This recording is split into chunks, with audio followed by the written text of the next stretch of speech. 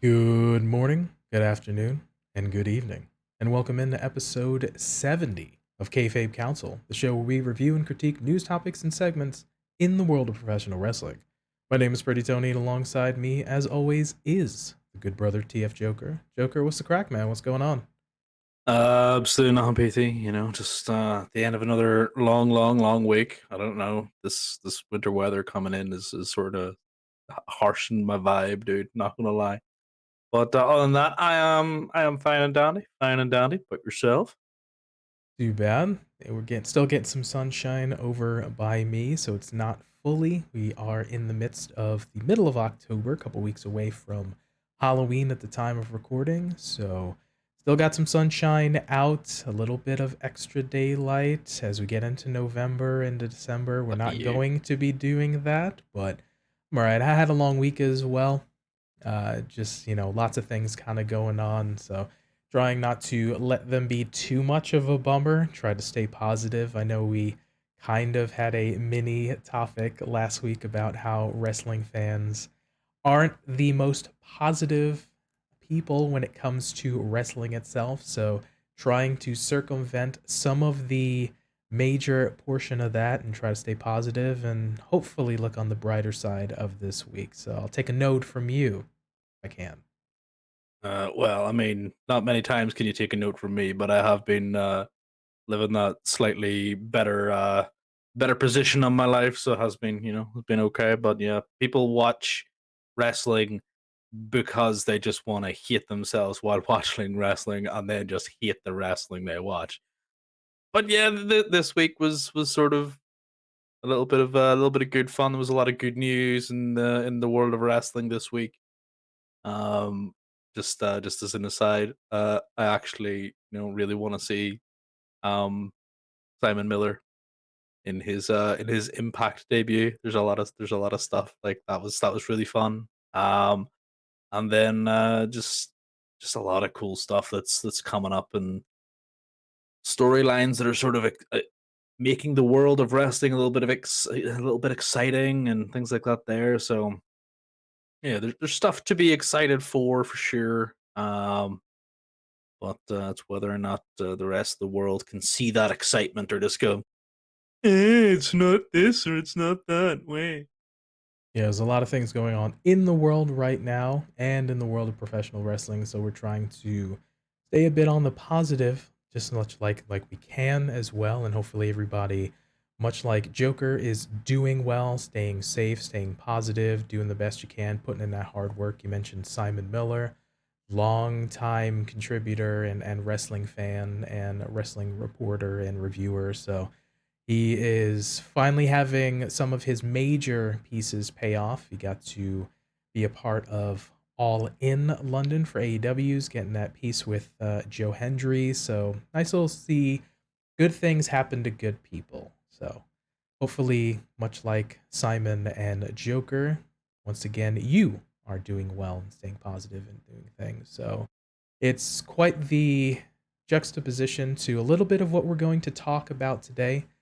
Some things winding down in terms of careers, some things, lots of things moving parts for some other folks. So let us kick into it. As a reminder, you can find us in video form at youtube.com/kayfabe kouncil and in audio form wherever you get your podcasts from. On this week's episode, we look at Drew McIntyre keeping it real, Judgment Day overexposed, Sting announces retirement, and Logan Paul wants the US title. So, coming up first, Drew McIntyre, keeping it real. Reminds me of that old Dave Chappelle skit, when keeping it real goes wrong. But hopefully, Drew McIntyre is keeping it real goes right for him. So the premise of this was an appearance on this past week's episode of Monday Night Raw. Seth Rollins was addressing the crowd in the arena and the WWF fans or the universe, whatever your flavor, whatever you'd like to call them. Drew McIntyre comes in. They had set up previously their upcoming match at Crown Jewel for the World Heavyweight Championship on November 4th. And they got into a little bit of a verbal escapade, and essentially, Drew was just being real and saying, you know what, that he's a little bit perplexed. He's trying to remain true to himself. He mentioned the notion of Jey Uso coming over to Raw from SmackDown, and he doesn't quite heartedly trust him. He's talking about the run ins where he could have saved some folks. He mentioned the likes of the Cody Rhodes who has done that. So it's one of those things that he's being honest in a sense. Like it's a very almost different, and I hate to say it, like a sort of realistic character in a sense. And to a point, he made notion of the bloodline, and he's remembering what they did to him. He spoke about, that lightning in a bottle moment for the WrestleMania in 2020. I believe it was 36. Feel free to correct me. When he beat Brock and became the champion, he had that second piece in Cardiff for the Clash at the Castle, but unfortunately was deterred by interference from Solo Sikoa debuting on the main roster. Now he potentially has a third lightning in a bottle moment with Seth in Saudi Arabia at Crown Jewel, but yeah, it's one of these really interesting things, and Seth got on him a little bit about, you should let it go from the bloodline, and there was a little bit of contention. There were some heated words, but it was more so from the character-driven element. So, Joker, I'm going to throw it over to you. What are your thoughts on this type of character? This little bit more of a sort of realistic kind of vibe to say maybe more so than a caricature than we've seen maybe from other characters on a Raw or a SmackDown.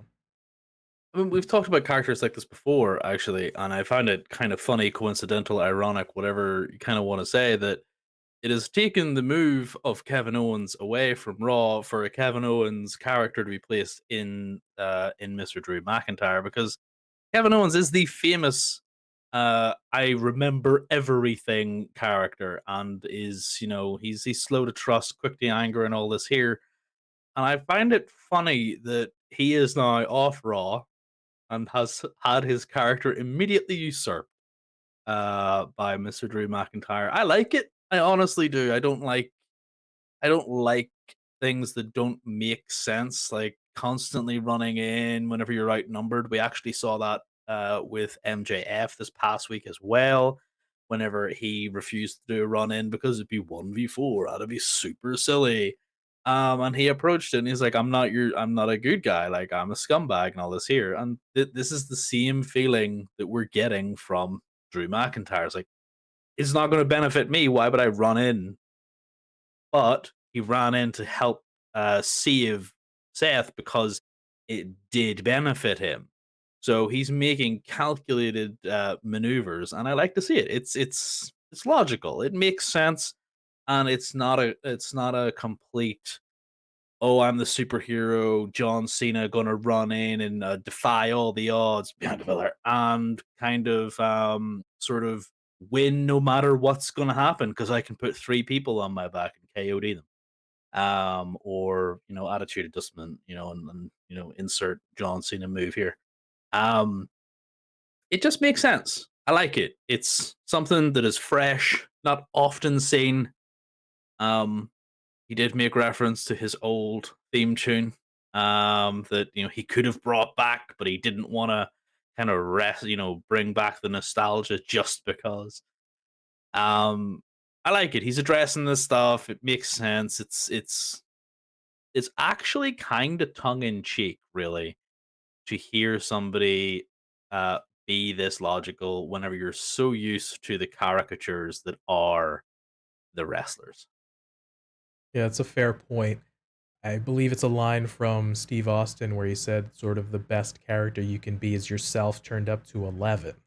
And a lot of times when you can have shades of just being yourself as opposed to, man, he's come a far way from being one third of the three-man band. I guess he was trying to be sort of they labeled him as the Joker type, no pun intended, like kind of the prankster and kind of something like that. But he ended up getting released. Obviously, he did all that work to build himself back up. One of his major pushes when he came from NXT to Raw was that really brutal heel and kind of bad guy. He was paired with Dolph Ziggler for just a time and then kind of came out on his own. So had a really great showing in the 2020 Royal Rumble.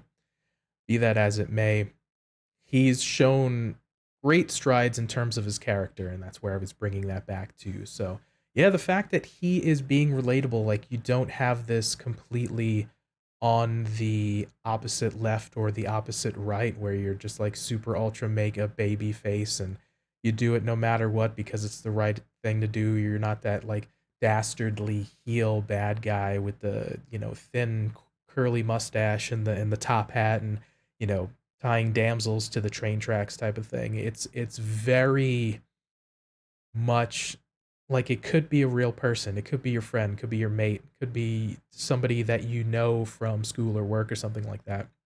And to that end, he's not, he's kind of a bit of a tweener is what I'm feeling. Like he's not a true baby face. He's not going to trust everyone. He's like, "Oh, you're also kind of a good guy, so now we're best friends." He remembers like you said what happened from the bloodline elements, why he has sort of tensions with Jey. He had that little confrontation with Sami because he's so forgiving and had a different journey with in relation to Jey. So yeah, it's just one of those things, and much like you said, that Kevin Owens type character where he does remember. And it feels real and it feels very relatable. He feels like a protagonist more so than sort of like an NPC type of character. Like this is very much like, oh, you could be playing a Drew McIntyre type of character in a novel or a movie watching him or in a book or something like that. So I do like the fact that he feels very cautious or calculated, I think is a apropos thing. Even to that end, he was saying he wants Seth at 100% type of thing. So maybe he might do moves in that nature. Yeah, I mean, I feel like it's a real good setup to be disingenuous as well. Like we could have this, oh yeah, I'm gonna want you at 100%. But I honestly I don't see Drew winning, but I do see Drew losing and beating the tar out of Seth afterwards, and solidifying a full heel turn. If that was to happen, I wouldn't be surprised. I do feel like he is sat smack dab in the middle of being a tweener right now.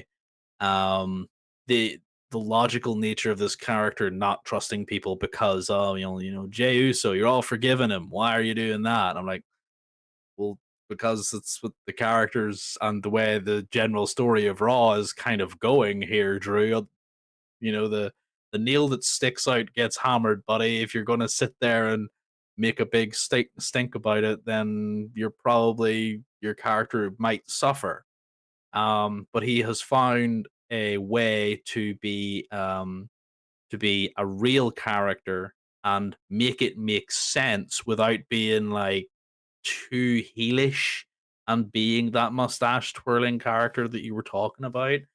Um, but I don't feel like Drew is the type of person, and this is just my own personal opinion, that suits sitting in that middle part. Like you can have Seth be a tweener. Like Seth is actually a perfect tweener because he is a lovable person, but he can be a complete douche, and you marry those and you just kind of like that is Seth Rollins. With Drew McIntyre, I prefer him one way or the other. Like a full blown baby face. Like I have liked the Scottish Warrior. I feel like he did really well whenever he was given his chance with the title. I do think he deserves another chance with the title, especially considering we do have him now um back with fans. However, I really, really like the Scottish Psychopath. His whenever he did re-debuted back with Dolph Ziggler and he went on a tear and he murdered everybody, it was so good. And I kind of want to go back to that. If it's a slow turn, cool, fine, fair enough. If it's a rip the band-aid off and we do it at Crown Jewel, I'm also perfectly okay with that. But I don't kind of want him sitting in the middle and being best mates with part of them and going, "Oh, I don't trust you." and then kind of sitting in the background of some scenes with talking to Rhea Ripley, who is the head of the new bloodline, the Judgment Day here. So you kind of see that and you go, okay, so you don't trust Jey Uso, but you're willing to trust this new evil, that kind of way. And it's like, make that part start to see sense, and I'll be on board with whatever Drew McIntyre does. But make sure that it is a needle that has been moved from one side to the other. Hitting my microphone is really, really fun for PT. So it's just one of those things that I personally want to see him keep it real. Yeah, sure, 100%. But let's have direction for the character. Let's not just make it ambiguous. Let's actually push this character towards something. Agreed. It's we've seen much like you mentioned that Scottish psychopath, him just being total dominating force, and the other complete opposite end of the spectrum. There was like 2 or 3 weeks where he was pseudo aligned with a New Day, and they had one of those promos on SmackDown talking about Big E's not here at the moment. Call me Big D type of thing, and you can tell he can play a very charismatic babyface or can play that very menacing, overpowering heel. And to that end, you mentioned the upcoming match with he and Seth on the Crown Jewel pay per view upcoming in a couple weeks. Much like a Street Profits right now, who are paired with Bobby Lashley. And I think about a month or so when they started courting one another, Bobby was, and they were still kind of faces, but now they were slowly having this kind of heelish turn while still being there, and now they're almost fully heel, and they're about to be completely heel, probably either this coming week or in the next weeks or so. So in that transition period, I feel like Drew is about to decide maybe where he's going to set himself. And you brought up that too. I feel like if we were to have that match at Crown Jewel with Seth, losing would cement that over the edge nature to move him back towards that Scottish psychopath. I think I'm in agreement with you that if indeed that happens, maybe it's a close match and he just loses out to Seth. He takes it over the edge, and that's what cements. So that's what feels like right to me. Does that seem fair? Yeah, that's a really good comparison with the Street Profits. I feel like they're already pretty much, they're already full heel now with the last couple of weeks them actually attacking people and kind of being more vicious and aggro, and that's what I want to see at the end of this Crown Jewel match, for a hard fought win, for this sort of respect, like an almost like Seth goes full baby face in the end and offers the hand as a good match, and all this here. And Drew just loses it. He's like, no, I can't even win whenever I follow the rules, whenever I do this here. I need to take matters into my own hands, and a Claymore kicks him or headbutts him, whatever you want to do.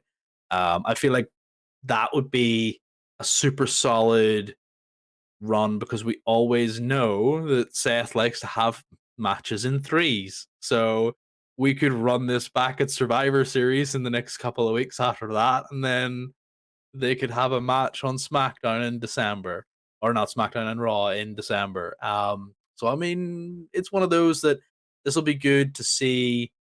Um, a trilogy between Seth and Drew. I think that is what we can build towards. This first one where we're sort of ambiguous in what Drew is. A second one where there leaves no doubt in anybody's mind that Drew is actually wanting to be a heel, and then maybe a third one where he just completely goes unhinged and beats the tar out of Seth. Yeah, fair play. It's has a little shades of a Shinsuke Nakamura arc, but it definitely does feel different. They're two, now I wouldn't say diametrically opposed heels or characters, but they have different feel, they have different approaches to their targeting of Seth. And I'm of course mentioning Drew and a Shinsuke. So yeah, I think it's a really interesting piece. Like we've mentioned, Crown Jewel can sometimes be non-canon, but I hear murmurings that they want this one to be sort of WrestleMania-like esque with the big kind of grandeur and everything. So we're definitely getting that match. It's looking like Drew might kick it up a notch for that match with Seth. So, but I'm definitely liking the character because, once again, to bring it back home, he's very relatable. Feels real. Like it's almost like three and a half, almost fourth wall breaking in a sense to that end. So a lot of people can align with him. But with that, those were our thoughts on Drew McIntyre keeping it real. Let us know down in the comment section below on YouTube or hit us up on Twitter, Instagram. Let us know your thoughts on Drew McIntyre's character. If you like him keeping it real, remembering being a relatable character, you hopefully think that keeping it real does not go wrong. All right, next on the docket, Judgment Day Overexposed. So this was something I took a small note from this past week's episode of Raw, and actually subsequently just WWE in the last couple of weeks. But more specifically, this past week's episode of Raw, like I mentioned, Judgment Day itself, Suto this year's Bloodline, like you had mentioned slightly earlier, being pushed to the moon, baby. Multiple segments on multiple shows. Take Monday Night Raw, for example, interacting with Sam in the opening segment, backstage with Damian talking about Drew. Rhea runs into the piece just before the commercial for Becky. Rhea has that in-ring promo before the match itself. She talks to Adam Pearce, so it sets up that five-way match for Crown Jewel. The tag match that closes the show. Tons of Judgment Day specifically on this episode of Raw. Was this something that you noticed, or was it very noticeable for you at all, or was that just something you're just kind of watching the show and sort of in the back of your mind? I sort of noticed it, but I sort of also didn't notice it, if that makes sense, because it just felt like I was watching the Judgment Day show, not Raw. Like I felt like I was watching a 2 hour Sans ads episode of just the Judgment Day. Like you said, that kind of eyes between Becky, her coming into the back and saying, "Oh, I was on calls, I was taking care of business and all this here." And then yeah, that rumble with the ladies out in the ring, which I appreciated because we ended up needing that. We saw all of these ladies coming out and kind of interacting with Rhea, I feel, is the most important thing. Like her match with Shayna was so important for both, and I saw this as a train wreck because I didn't want Shayna to get derailed at all. Um, and it seems like with her, they bring her out every couple of weeks now, and I thought we were getting somewhere with Shayna, and I'm a little bit disappointed at her being used the way she is or as often as she is. But the fact that we had the interruption, the disqualification in her match, I'm just like, cool. Actually, that brings everything together for Rhea. Um, and then you had everything else with the Judgment Day, the tag match later on, and you know it was a fun episode of the Judgment Day. I wouldn't have said that that was an episode of Raw. Everything seemed to revolve around them, and I feel like we've talked about that before, that it was heading that way, or at least it felt like it was heading that way. Maybe about a month ago that we were talking about, oh well, the bloodline isn't here, but the Judgment Day is. Um, yeah, so it's definitely been at the forefront of my mind while watching both shows, actually. Yeah, you can make a fair point to say that 2022 was a year of the bloodline, especially that later half of the year post WrestleMania for 2022, where there's been a lot of focus now on this year for the Judgment Day. Literally, I even took note of the crack team of researchers, aka just me, just taking a look back. At least one member of the Judgment Day has either had a match, promo, or segment on every Raw in 2023. And that's why it feels as though you made the nomenclature that it's a Judgment Day show, because they've been literally all over. Some weeks where, like this past week, it's been multiple segments. I can think of the other week we had Dominik appear on SmackDown, had that interaction with Nick Aldis. They've been peppered into NXT, where Dominik as the NXT champion. We have Rhea making appearances as the manager as the second. We have other facets where we've seen a Finn or a Damian make a guest spot as well on an NXT by proxy. So we're having a lot of things. And before folks are coming at me specifically, I'll just say at the moment, I like a lot of these. I like these guys. I'm a huge Finn fan. I like Damian Priest. He brings a different vibe. Dominic's just the big heat magnet. Of course, Rhea, they're pushing to the moon. It's one of those, like, I like how they present, and I like these folks in the piece. It's just it's something I just happen to observe, and just mentioning it here. Another note to that end about it being a sort of Judgment Day esque show. We have Dom, Damian, and Finn either lost or regained their titles within weeks of losing them. Dom with the NXT title with Trick Williams, the tag titles being interrupted by the Cody and Jey portion right there. We're having Rhea be a very much a presence on the show. She is in the Judgment Day segment. She accompanies Dom and or sometimes Damian and Finn. We have the backstage segments with other people. She's interacting with a lot of roster. She occasionally interacts with the women's division. To that note, putting house show appearances and defenses aside, basically since the August 14th Raw against Indy Hartwell has Rhea started to interact with the women's division on a semi-regular basis. We mentioned before, that kerfuffle with the last Saudi Arabia show, that Night of Champions, where it had been almost 2 months since she even had a match or defended that, where she had that random squash match against Natalia at that Saudi Arabia show. So it's something to that end about she's being featured, which is great because we've talked about we want opportunities for both the guys and the gals. And she's one of those where, man, she's on there. She's body slamming, guys and taking it to the women as well. You mentioned earlier about how it was so important for the Shayna and the other ladies, the Naya, the Raquel Rodriguez's, and now the Zoe Sark, to interfere in that Shayna and Rhea match to be featured on the show, but then also have that piece to be a part of that Rhea segment where, again, she gets a lot of TV time. It's one of those where it's good for them. Hopefully, we're not running it until the wheels fall off because, like you said, it's October. It's the middle of October now. This has definitely been a year for the Judgment Day. You have to do that segment because like you need to remind people that yes, you're not dreaming. Nia Jax really did resign. Yes, Raquel Rodriguez is okay and she is still here. Yes, Zoe Stark is fine again and she can also go.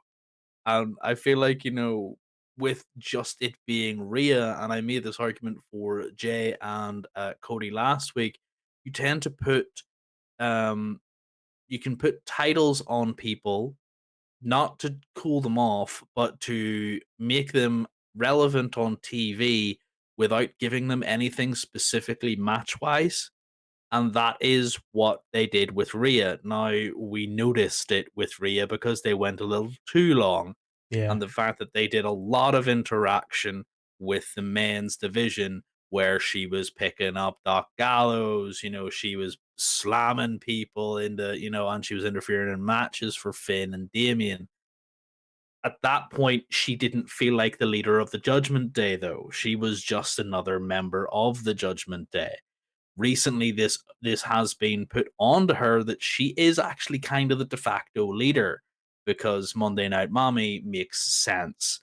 And we like to see this. We do. I personally love Rhea Ripley. I feel like, ever since I saw her in NXT in the black and gold, I have loved everything about her. I think that her and Bianca Belair have such similar vibes with the big, strong units, but they can still super go. They're charismatic. I feel like they're two sides to the same coin in terms of just one's a super baby face, one's a super heel. Um, so it's one of those that I really, really enjoy. I like yourself, huge Finn fan. I love Damian Priest. And I can tolerate Dom. But it's one of those that Dom has actually grown on me. I loved his segment when he was in the ring with Triple H, and Triple H is like, I don't think your mic's on. I'm gonna, you use this one. And Dom wiped off the microphone. I'm like, you're in that ring with three vets of the business, and you have the cheek of all the cheeks to wipe off the microphone of the head of creative and talk smack to these other guys. And I'm just like, I really like that segment.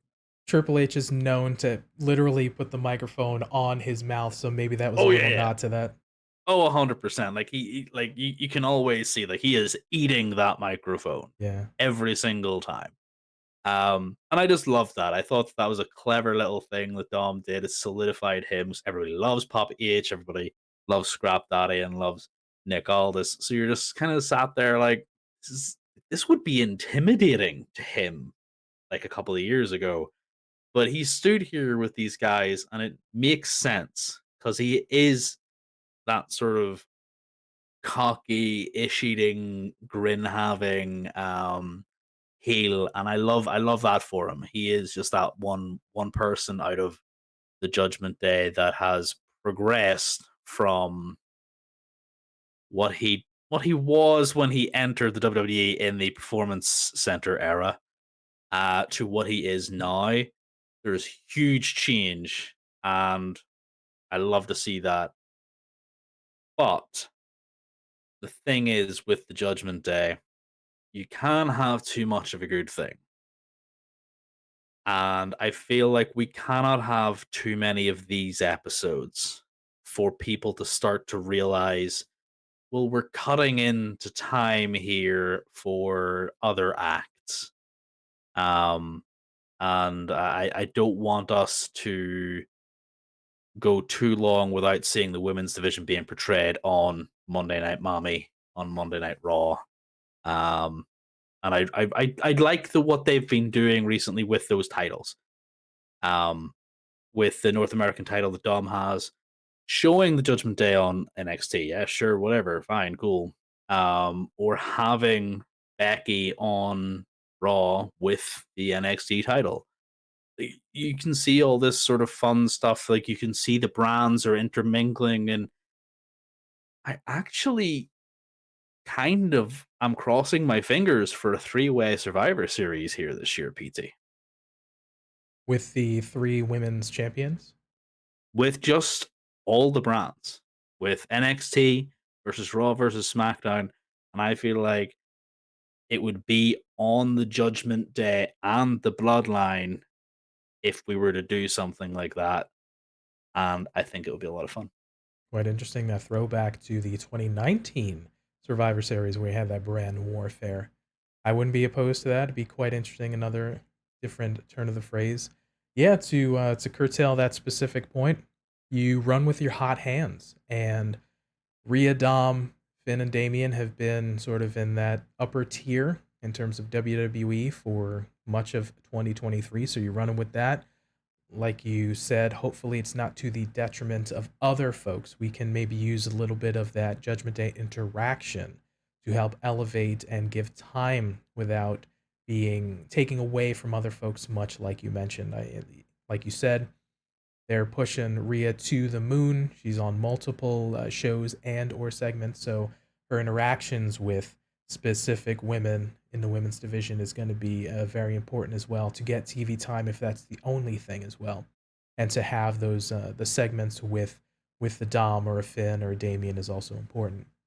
To that point, the Judgment Day has been interacting and has been targeting or has a lot of enemies right now. I think in the most recent, about as far as a month back, we have them targeting a Sami and a KO, a Cody Rhodes and a Jey Uso.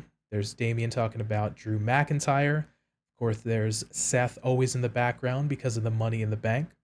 They're targeting a lot of folks as well. It's a decent amount of the Raw roster, and for that, are we stretching them too thin, or does it feel kind of all right? Because it seems like they're kind of almost going after too many people.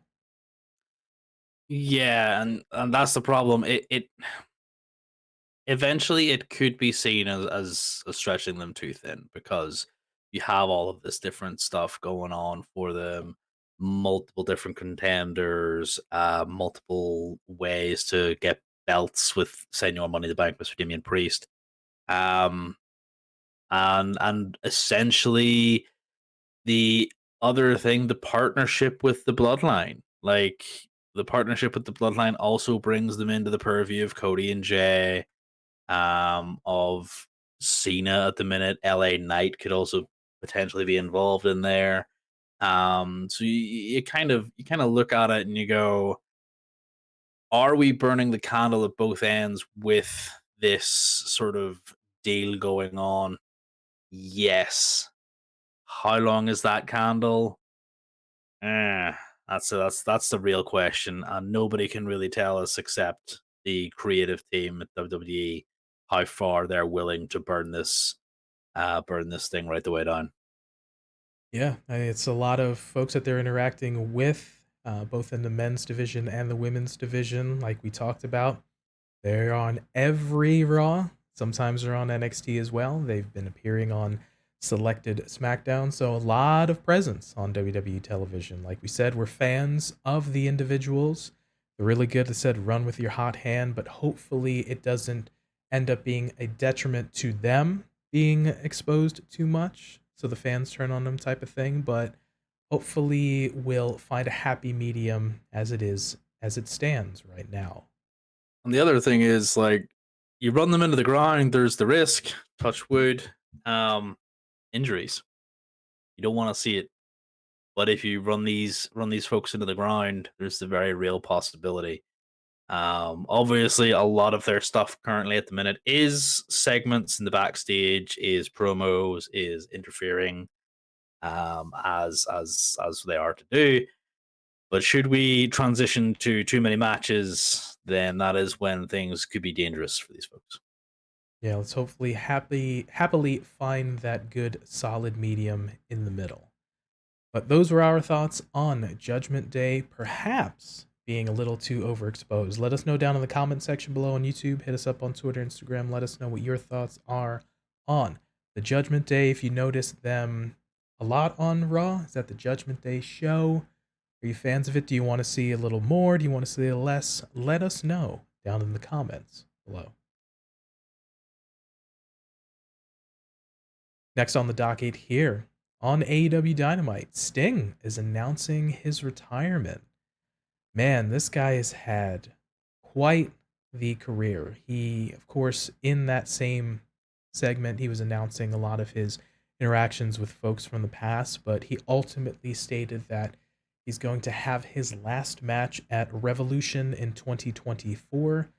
If I'm not mistaken, at time of recording, we don't have a definite date, but that's usually around late February, early March time. That's usually their early pay-per-view for the calendar year. So once again, at time recording at mid-October, we have a couple months of a Sting in AEW. But like I mentioned, of course, and alluding to his recollection or reminiscing, so to speak, quite the career for Sting. I mean, it's incredible. I just made a note of some of the people he's either interacted or had a match with. We had Continental Wrestling Association, UWF, Universal Wrestling Federation in the late 80s, teaming, of course, with Jim Ultimate Warrior Hellwig as the Blade Runners. We go to Jim Crockett Promotions or WCW, the likes of Ric Flair, the Four Horsemen, Road Warriors, the Great Muta, Terry Funk, Lex Luger, Vader, Jake Roberts, Hulk Hogan, Kevin Nash, Scott Hall, Randy Savage, Bret the Hitman Hart, Diamond Dallas Page, Goldberg. Switch over to TNA Impact, the likes of AJ Styles, Kurt Angle, Christian Cage, Samoa Joe, Rob Van Dam. His short, brief time in WWE, Triple H and Seth Rollins. In AEW, of note, FTR and Chris Jericho. I mean, he's had since the late 80s to now, early 2020s, been quite all over the map, had matches with the likes of the folks like I just mentioned. I mean, it's incredible the longevity. This guy is in his 60s and he still in decent shape. I think AEW has done a good job with selectively using him and protecting him a lot of tag matches, to be fair, which I think is okay for a man in his 60s who really doesn't have to do what he does. I'm thinking of that one ladder spot from like Dynamite or Rampage or Collision, where from the ring to the table on the outside, and I think he chipped a tooth, something like that. But Joker, what what was maybe your impressions or thoughts on Sting for something that maybe stood out to you or that you remember or anything like that? I never really had a wrestling background where Sting was the prevailing character. We've kind of already established before that I never watched WCW with a regular occurrence. I do know a couple people who, whenever they were kids, they watched WCW religiously, and they have cited Sting and Goldberg as their big, their loves at that time when they were kids. Like Sting with his before his Crow Sting stage, but also after Crow Sting. Like one of my friends was literally gushing to me about the other day, just saying how he just loved whenever Crow Sting came out because that was just the most fantastic thing that he'd ever seen. I was like, oh, fair enough. And I think my main sort of introduction to Sting was whenever he did come to WWE that first time. That he managed to sort of, I don't know, broker a deal. I did feel like the old NWO versus DX showdown between him and Hunter. I don't know. It definitely reeked of Vince McMahon saying WWE is superior to WCW. Screw you, you old guys. Um, Even though he was about 90 at that point. Um, his run with AEW sort of reintroduced me to Sting, and yes, like you said, he has had a lot of tag matches, but the man is nearly 65 or something years of age, whatever it is. And I hope I have the mobility that he has at 65 after, his entire career. Yes, he's not a high impact player for a lot of his career, but he still does some pretty high impact stuff. And you can look at it and you can be like, oh, it's just Sting, like whatever.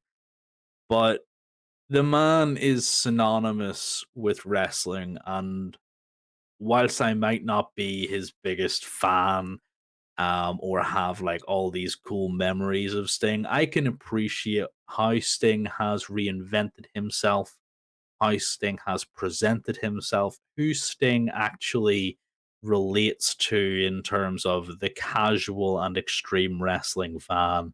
He's wrestled all around the world.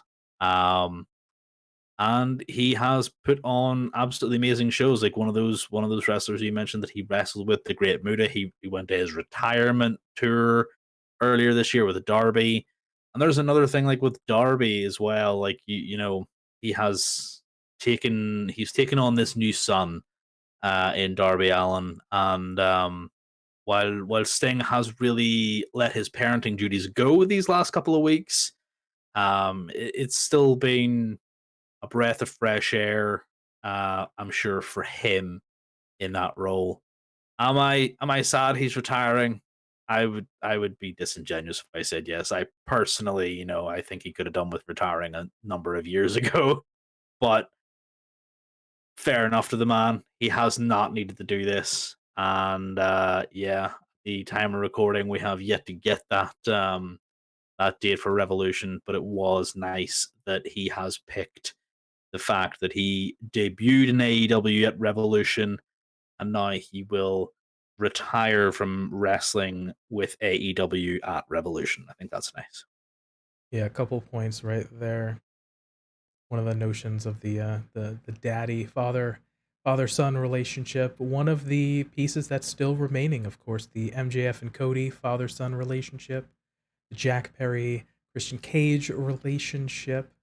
We had the Sammy Guevara Chris Jericho father son relationship, and of course Darby and Sting, of which Darby and Sting are sort of the last components of that nature. But I mean, a 4 to 3 year run of a cohesion in terms of having a mentorship of that, where we've seen those four men mentioned grow so much and have utilized the things that they've had, either the association with their mentor, and just have come so far to the fact that we had the four of them in a world title match earlier this year.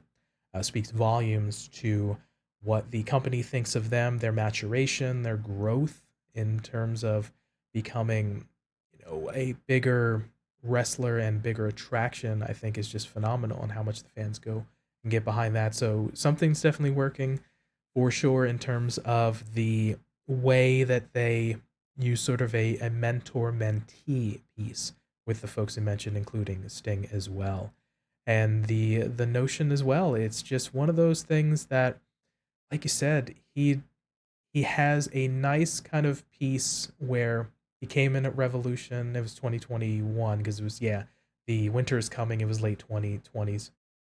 So to have that sort of bookend there is really a nice kind of curtain call moment in a sense. And to that end, he gets to kind of go out on his own terms. Of course, that scary moment against Seth Rollins, where he had that sort of possible injury, which ended up being a cervical spinal stenosis type of thing. And you never want to play with a sort of a spine or a neck injury or things like that. And during his WWE Hall of Fame career, he's sort of saying it's kind of it for now. But luckily, he was healthy enough to come back with AEW. Like you said, he didn't have to do that at all. And much like a WCW, he's always kind of featured when he had notions with TNA and Impact there in the mid 2000s. He didn't have to do that, but something about it wanted to come back. The money and the schedule was just right, so that worked out. Once again in WWE, late 2014, seemed to work out. The money and the timing was right, and once again AEW, same thing. So this guy just doesn't have to do this, but he wants to continue. And for the most part, like we said, he's been featured prominently.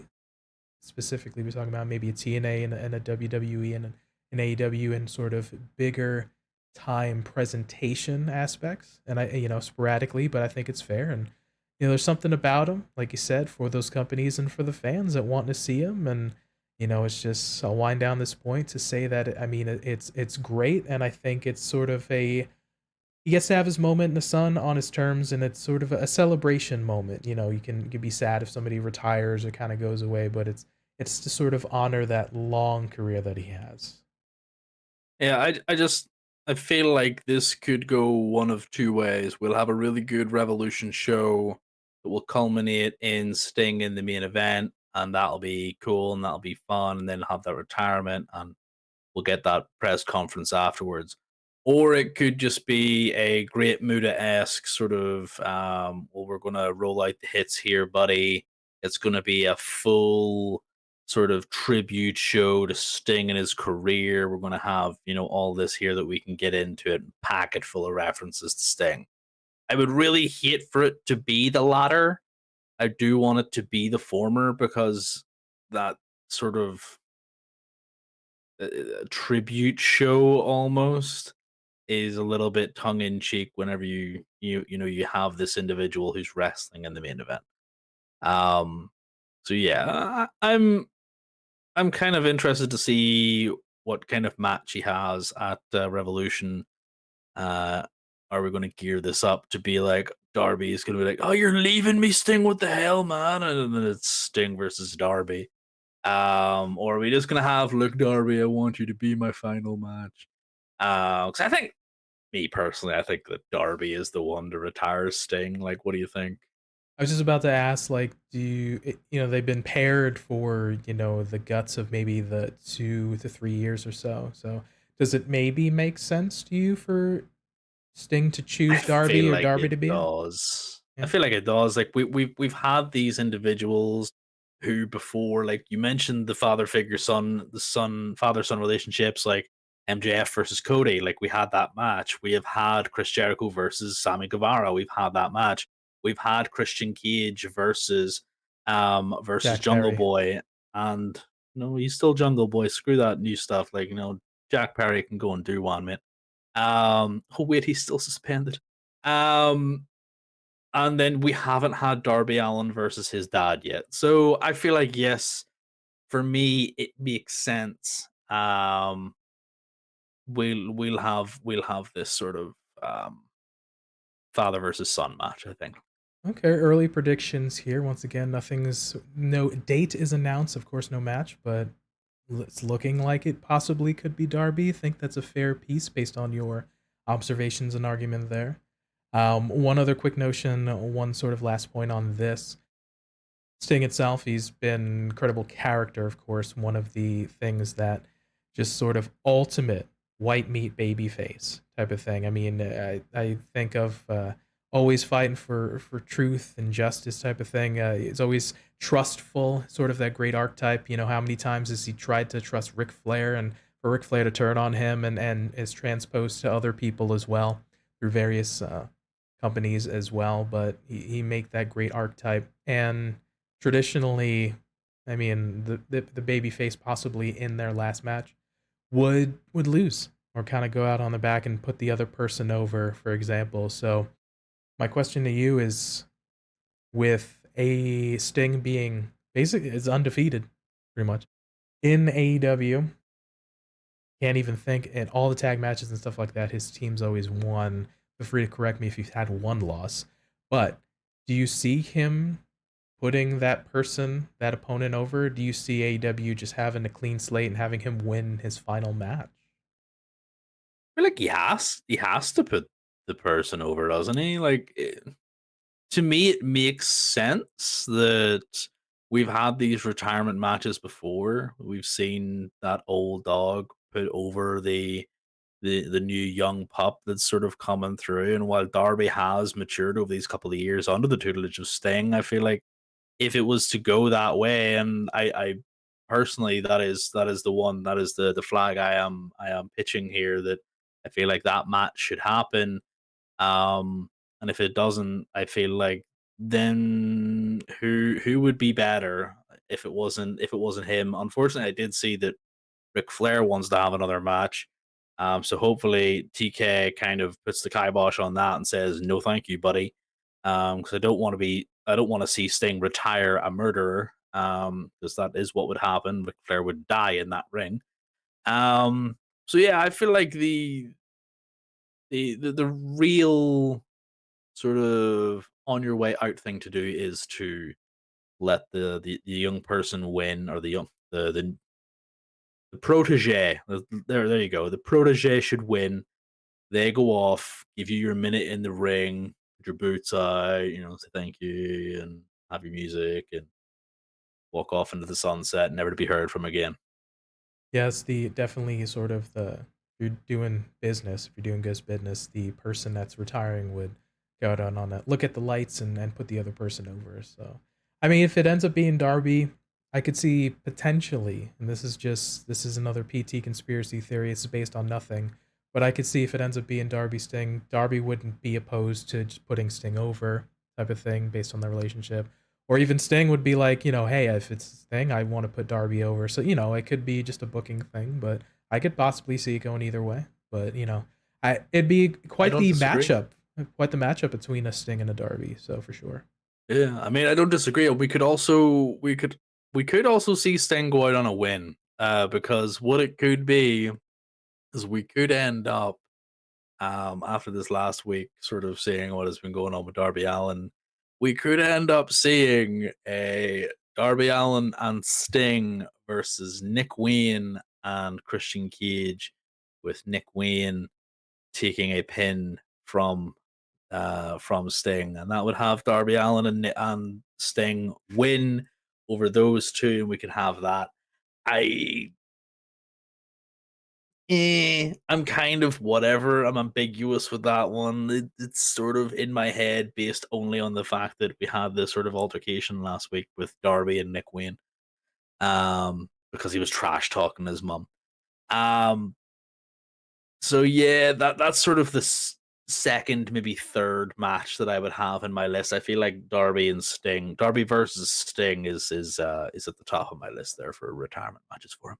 Quite interesting. You and I both thought of a singles match, which once again, Sting has always had tag matches to help carry the load in a matchup. But this is the first notion that you brought up a tag, so that could also be the precipice. But yeah, I think regardless, Sting is definitely had a positive impact, and the way AEW has used him has helped make his appearances and the way that he's interacted with the roster more so a positive for sure. So you definitely don't hear kind of negative things in regards to maybe like, oh, Sting's presence or anything like that in AEW, or like, in terms of kind of being in the locker room. So yeah, I mean, it's been a positive, and once again, it's great to see him kind of go out on his own terms. He's healthy enough to do that, and like we've talked about at nauseum as well, we want good things for these guys and gals in the business to be able to walk away relatively healthy and have a post wrestling life that they can still, be with their families and kind of walk around and not be too injured. So we love to see it. But with that, those were our thoughts on Sting announcing his retirement. Let us know down in the comment section below on YouTube. Hit us up on Twitter, Instagram. Let us know what your thoughts are on Sting announcing his retirement, what your maybe thoughts or impressions or the thing you remember most about Sting, and maybe who you see as Sting's last opponent at Revolution. All right, last topic we're going to cover here. Logan Paul wants the U.S. title. So after his boxing match with Dylan Dennis, did not see it myself, but I heard about the coverage. Logan Paul goes ahead and calls out Rey Mysterio, says he wants the United States title.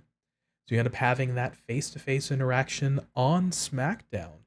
And of course, the character, of course, that Logan Paul is playing really gets under the skin. I think he's done a really good job of I think they tried to make him the super baby face when they first started, and then I'll keep my personal opinions about that individual itself, but the character that Logan Paul is playing has really leaned into sort of the reaction from the crowd and how they've accepted him and leaned into that heel character. He talked about in the past with MJF, leaning on some of those old school tropes, talking about the crowd themselves and maybe a local sports team and things of that nature. But he's leaned into it, and he does, for argumentative sake, a decent piece about being a heel promo and leaning into that character. And of course, he calls out the perennial baby face that is the Rey Mysterio. They have that interaction, which, to be fair, was quite civil. I don't know what I was quite expecting, but they eventually lead to setting up that match for Crown Jewel. So my first question to you, Joker, the notion of Logan Paul wanting a shot at the U.S. title, getting that, and by proxy Rey Mysterio. What's your sort of overall consensus of that? Logan Paul needs something big to fight for. Otherwise, there's no point in him having a match, all based off of the fact that he is out there doing his boxing thing with Dylan Dennis. Like I did see the post match sort of, I'm a good old American boy and I'm coming after that US title. Rey Mysterio is a very ham hocked, forced in there, buddy, kind of promo. What is he, Apollo Cruz living in Yeah, America? exactly. I was just kind of like, are you serious? And Ariel Helwani was interviewing him, I believe it was, and just seeing this big grin on his face. And I'm just like, oh, this, this is just so cringe, buddy. Like it's so like people who are here to watch this do not care about your WWE career right now because there was literal silence. I heard him saying all this. I'm just like, this is terrible, Logan. You're not a heel to these people. You're a baby face. You're just an influencer kind of guy.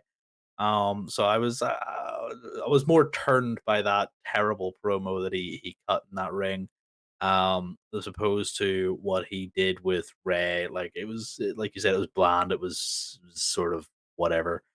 But it is the right person to go against because Logan Paul is sort of a high flyer risk taker in his career. He would never be able to sit in a ring with Gunther. And I feel like even having, a match between those two would insult Gunther because he would cave Logan Paul's absolute face in with a couple of chops. It would actually, now that I'm saying that, I'm kind of tempted to watch that match. But it's one of those things. Like he has to have something, and with previous individuals, he built up those matches, whether it was through interactions at the Royal Rumble with Ricochet, and then online, which led to a one-on-one match with that. It was reactions with the tribal chief, which led up to was a Crown Jewel last year or whatever it was, whenever they had their match. So and also the interactions that he's had with Seth Rollins. He's always gone after champions on short notice, or he has, had a little bit of a feud online on Twitter with these people, and that has sort of led into a match with the social media megastar. So yeah, I feel like this is fine. A little bit ham-fisted, but it's a crown jewel. Practically everything's ham-fisted at crown jewel. Yeah, I think even that last year's crown jewel with him and Roman, I think there were murmurings of the because of the big payday that WWE get from the Saudi Arabian government and the crown prince or so. He makes requests, shall we say. And we kept hearing at nauseum how Logan Paul is huge in Saudi Arabia or something like that. So I think that was possibly in part. And he was like, hey, of course, I want to have Roman. Maybe let's, that was a suggestion perhaps from the purveyor, shall we say, for the Yeah, show. perhaps it was. Yeah, But yeah, I think it's like I'd mentioned, the sort of perennial babyface that is Rey Mysterio. I mean, he had that sort of pseudo tweener kind of ish run with the in WCW with the pairing. Why am I forgetting at the moment when he was unmasked? yes, I know who you're on about. With Hooven Sood and Billy Kidman and Conan. It's gonna literally pop up. I had it and I lost it. It's gonna pop up randomly in a moment. But be that as it may, outside of that, he's always been a babyface. You have this sort of heat magnet that is Logan Paul.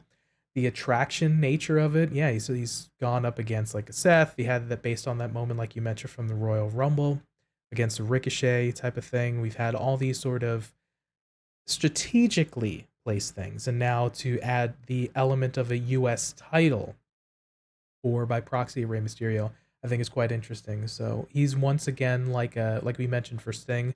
I think they're using him sporadically where they've done a good job of kind of peppering him in to have a sort of an attractive nature to his presence. So I think the usage of him, and it's kind of interesting the timing because he's coming right off of that boxing match like the week or so ago. So we're lining up for that big show in Saudi Arabia upcoming, of course. So I think it's probably a decent time. We probably need a one-off match if that's the case. So a good heel, a decent heater up against a good baby face sort of always works even on short notice. Joker, you got a little something? Filthy animals. Thank you. That's what it was. I had it and I lost it, and thank you for reminding me. So yeah, outside of that very short run as a sort of tweener with the Filthy Animals in WCW and Unmasked Ray, he's always been a babyface there. But to transition for this real quick, is this even a match that you would maybe look forward to? Like we had mentioned, the promo was short there face to face. It was kind of bland. It's just like, hey, I want the US title. Okay, I'm gonna beat you like pretend like you're Dom and whoop you, and that's gonna do it for me. And I don't know. Yeah, it's kind of semi short notice. We got a couple weeks till the pay per view out in Saudi Arabia, but I don't know. Are you bought into this? I if it wasn't for the fact that a lot of the matches that Logan Paul puts on are actually pretty good. Like they're high octane. There's a lot of stuff that he does that is surprising. Between him and Bad Bunny, like it's one of those things that you look at and you go, "Wow!" Like these guys have an athletic ability and a mind for this that we just kind of still tag them with the celebrity moniker. They're coming in and taking opportunities away from people where actually they're bringing in people. Like they bring opportunities now. And it's all about how serious these stars want to take. And I think Logan Paul takes his athletic ability pretty serious. And while I'm not saying this is a match that I am going to be sort of only homing in on Crown Jewel, I probably will watch it with some interest. Um, I don't think Rey Mysterio's US title run has been anything great. But I don't think I see Logan Paul winning the US title, although that actually might be really good for him if and only if he was to have several appearances running up to and possibly including next year's WrestleMania.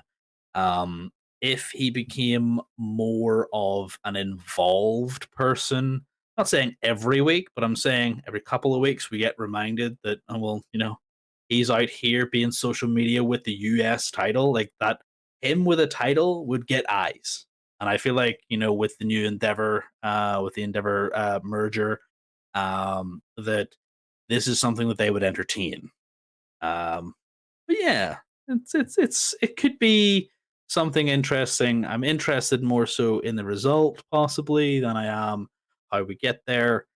Uh, but maybe that's just because I'm selfish and kind of want to see what happens when we introduce a little bit of chaos in the world. That's quite the interesting point for sure. WWE since the 80s, I mean, we talk about is always trying to get mainstream or more eyes on their product. Their partnership with MTV, the Brawl to End It All, which of course then led into WrestleMania, trying to get stars and mainstream people from music and television and just big piece to that. I mean, up until you think of Mike Tyson just coming in for the late 90s, trying to get more eyes on the product as well. You have all these little endeavors. I mean, all these like kind of celebrity appearances, the Raw guest host. Geez, what was it like? Kevin Federline, mid 2000s or something. He beat John Cena in a match randomly. Like you're always trying to, I think Donald Trump made a couple appearances. You're Yeah, he always did. Yeah. trying to get sort of celebrity involvement, more eyes on the product. And you made an excellent point of the possibility of the likes, you know, for the person himself, Logan Paul. Like him or not, he's got some popularity, and to have him appear at a show, to possibly even hold a title, and him making social media posts or making an appearance or something like that. I mean, to have a championship is would be good for getting eyes on the business, and oddly enough, if they can justify it, they could really figure out a way, even though he's super part-time, to have him, like you said, maybe show up a couple, maybe every 2 to 3 weeks as a reminder to post here, do an interaction on a Raw or something like that, or a SmackDown, and just show up leading to maybe a match at the Rumble or something like that. If they wanted to, they could definitely make that work to like you said, to get more eyes on the product. So you planted that seed in my mind. And that's kind of what I do. I introduce chaos, PT. I like to do that. And legitimately, as I was talking about the title, whenever I was going through that point, it was forming in my head. It's like, what if Logan Paul just won this? Like, what if he got that title? Like, yeah, I know his contract is like for limited dates and appearances and stuff, but like, it would be really good now that we have this Endeavor merger. with the WWE that they kind of want to increase their scope. So then in my head, I was just like, oh, that'd actually be a really interesting business idea for social influence to come in if they see him with the title. Like we have done it before. So it's a case of cool. We may not be using Freddie Prince Jr. with the big gold belt this time, but we've got Logan Paul and his well, I don't know, I suppose his modest social media following. It's definitely a few million more than me. Um, but I think it would be good. I think it would be to turn a phrase from from Papa H back in the day. It's good for business if Logan Paul wins this match versus Rey Mysterio. And now I have talked myself into it, PT. I am now invested in this match and I want it to happen. I'm actually, yeah, definitely more interested in the outcome though. And not to downplay the United States Championship, but since WrestleMania, that match with Austin Theory and John Cena sort of being the highlight of his reign, and then not doing much in the coming months, losing the title to Rey Mysterio. Rey Mysterio's had a defense or two that I can even recall. It hasn't been featured juxtaposed to a intercontinental championship, which is Gunther. It's just the way they've marketed him, the way they've had matches. He hasn't been featured on the pay-per-views, but he's had defenses. He's a big part of Raw. That mentioned, like, if they had Gunther face off against Logan Paul, Gunther would be super babyface in that match because he'd just be chopping the crap out of Logan's chest and everyone would be cheering. So they might not want to do that. Everybody would love it. Yeah. But to where I'm going with this is that you know, it's they're trying to figure out what they want to do with the United States title, but we've seen you can have a champion that's not on television or that doesn't defend. Cue Roman Reigns, cue Rhea Ripley to some extent. She's still featured on TV, but she hasn't had a ton of defenses, to be fair, minus the house shows. But you can have him just be the kind of presence, and you can have a super baby face like do the the 2015 Roman Reigns or the Drew McIntyre. You're holding the title hostage. We want it back type of thing. You should show up to work type of deal. You can run that character back to against a Logan Paul type of thing, and then have that baby face, want to do that. So I think, yeah, my last question for the segment was, do we think he could take the title? And you've kind of talked me into the match, brother, where he could potentially win and carry that for maybe like the next month and change. So wow, I didn't expect it, but yeah, I mean, I could see it now. It's just one of those things that you look at and you go, oh wow, like I can't believe this is something that might actually happen and is more interesting. And I want to correct myself from earlier. It was David Arquette, not Freddie Prince Jr. I'm an idiot. Like having this famous person, it's shock. It's shock and awe. Like we haven't been doing things with the US title, like you just said, but we've been doing things with the IC title. Like, sure, fair enough. It hasn't been on pay-per-views, but neither of the actual big belts, the big belts held by Seth and Roman, have been defended or talked about as much as the IC or US title. Um, we had the IC title on SmackDown previously, which was being defended quite regularly by Gunther. And now, by comparison, that US title is sort of just a placeholder. This is this is a really good sort of um, building block that we could get out here. And not only would it be really good for Logan Paul, but it would also give us a way to get this belt onto Santos Escobar without him beating Rey, and then having Rey and Santos have a match where Santos then eventually beats Rey. Anyway, um, it's just one of those things that would be really, really good that if Santos ended up having that belt. I just don't see them making a compelling reason without Logan Paul having this belt or another heel. Um, without them having that belt for Santos to win or to even have a match with Rey again.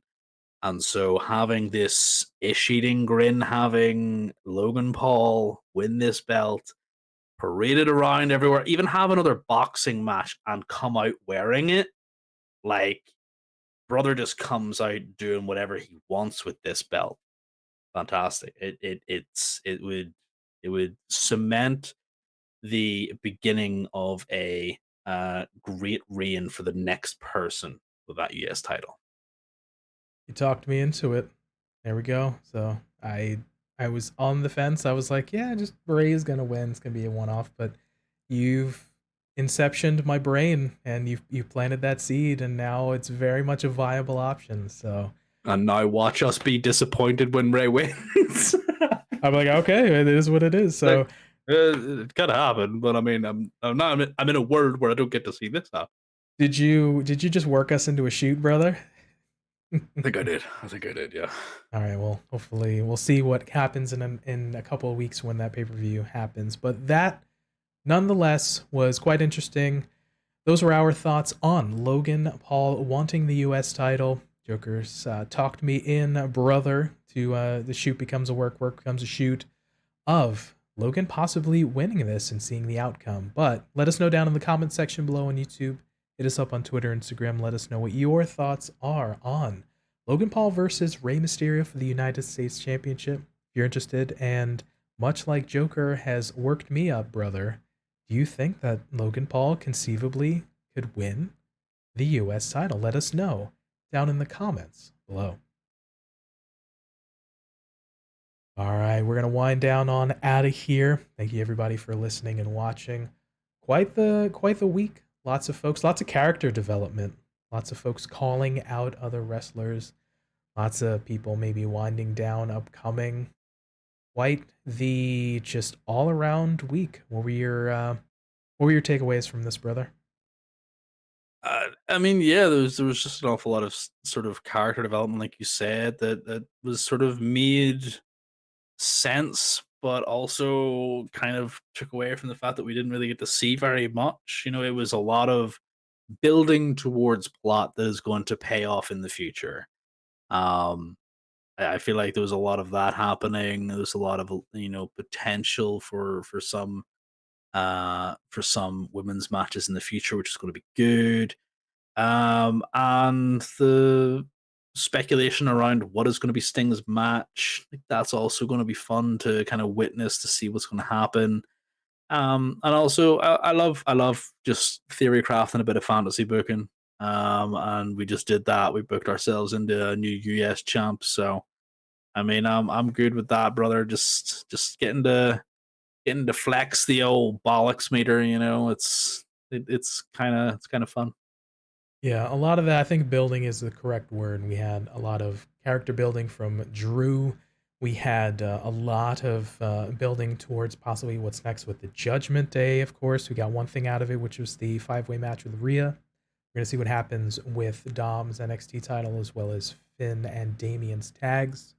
We got the building towards Sting's next final match, rather, I'm sorry. And then, of course, the now announced US title. So, yeah, lots of moving parts in those directions. Hopefully, we do see some payoff. Of course, we'll get a pay-per-view match in a couple weeks, but what's to develop with some of those other parts? Hopefully, it's more positive. We can build around and build up other folks with some of the people we are utilizing, a little bit of that rub ski, a little bit of that time and energy to make the other folks around you. Say about a team, you're always as good as your weakest link. So if you have compelling characters and you have strong people to work with, you need good baby faces for heels and you need good heels for baby faces. So as long as we can have those and work towards something that ultimately pays off, that's where we're at and that's what we want and that's what we enjoy. Hopefully that good story ending to those portions. So appreciate everybody coming along with us. We're going to wind down out of here. So for TF Joker, Logan Paul for US champ. You know you love it. there you go. And for me, Pretty Tony, thank you for your time, letting us be a part of your day. And remember, be good to yourself, be good to each other, and and we'll catch you next time. Peace.